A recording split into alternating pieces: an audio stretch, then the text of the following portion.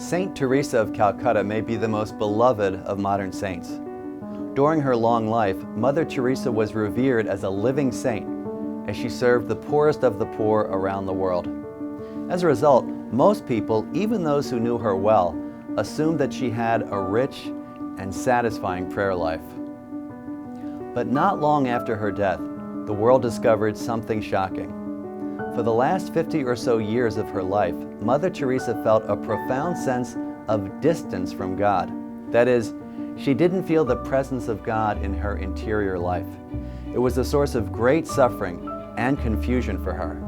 At one point, she wrote to one of her confessors, quote, "In my soul I feel that terrible pain of loss, of God not wanting me, of God not being God, of God not existing," end quote. How could this be? Well, spiritual writers have long talked about the dark night of the soul, a time of extended emptiness in prayer. Yet no saint, as far as I know, experienced this for so long. Earlier in her life, Mother Teresa had a series of mystical experiences that convinced her that Jesus was calling her to work with the poor. And that kind of satisfying prayer continued for several years during the period that she was founding her religious order, the Missionaries of Charity. Then, nothing. Her prayer life dried up. Recently, I asked the official promoter of her cause, Father Brian Kolodechuk, if he felt that this dryness continued for the rest of her life, to her death. He was very blunt. "Yes," he said.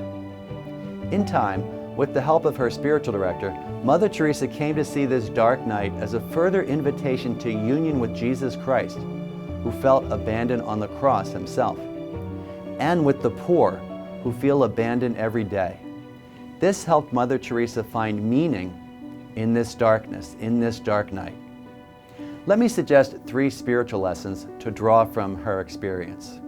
First, we tend to think that the saints had it easier than we do. We think, well, they have all these gifts that I don't have, so I'll leave the radical Christianity to them. But as Mother Teresa shows us, many of the saints had it harder than we do. It's a reminder not to let ourselves off the spiritual hook so easily, and that we are all called to sanctity. Second, Mother Teresa relied on her earlier experiences in prayer to sustain her, those mystical experiences. She never doubted that original call. Thus, the rest of her life can be seen as a radical act of fidelity. It's an example to all of us who have made a commitment, but who may struggle with it. Mother Teresa says, you can do it. Third, Mother Teresa can now be seen as the patron saint of doubters, or as she put it, a saint of the darkness. What an irony. The woman who many people thought had it made in the spiritual life becomes the one that we can look to in our doubts.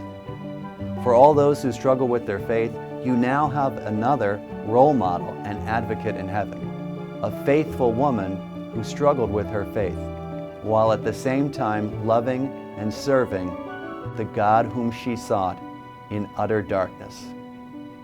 Saint Teresa of Calcutta, pray for us.